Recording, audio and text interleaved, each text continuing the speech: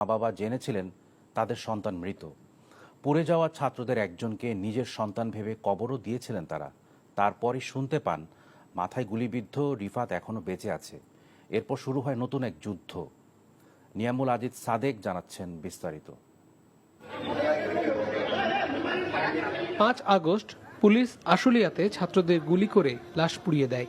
এমন নির্মমতার মধ্যেও কিছু গল্প আছে, হার মানায় যে কোনো সিনেমাকেও।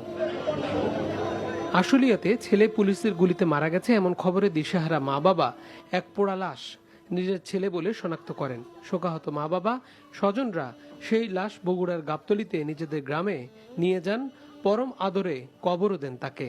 সেই কষ্ট পাইছে, আমার কষ্ট মতন বলার মতো আর কোনো কথা নাই। ওই জায়গাটা আমার মনে করেন আমি এখনো কষ্ট করি। দুটো এখন আমি ওটা ছেলে বলে তুলে নিচ্ছি।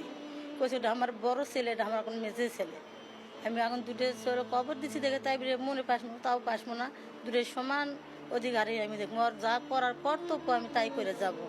কিন্তু দিন গড়ালে সাভারের এক হাসপাতাল থেকে হঠাৎই ছেলে রিফাত এখনো বেঁচে আছে সে খবর পৌঁছে পিতামাতার কাছে। শুরু হয় আশা নিরাশার নতুন এক যুদ্ধ। কারণ মাথায় বুলেট বিদ্ধ রিফাত তখন জীবন মৃত্যুর দোলাচলে।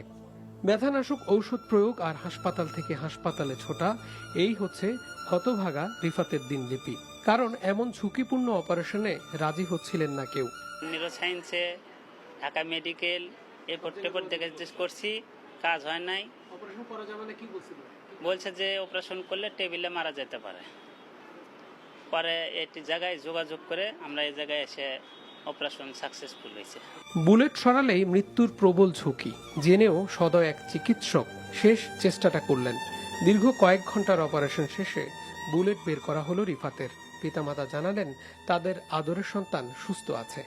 ডান দিক থেকে ঢুকে বাম দিকে গিয়েছে, তার মানে ব্রেনের একদম মাঝ বরাবর দিয়ে গিয়ে বাম দিকে টেম্পোরাল লোবে ওই জায়গাটাতে এটা রেস্ট করছিল আর কি।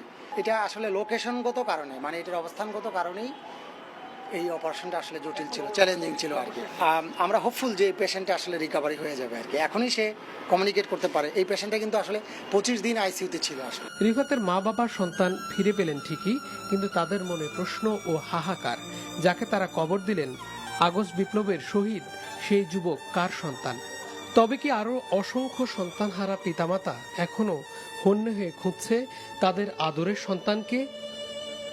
Niamul Aziz Sadek, NTV news, Dhaka.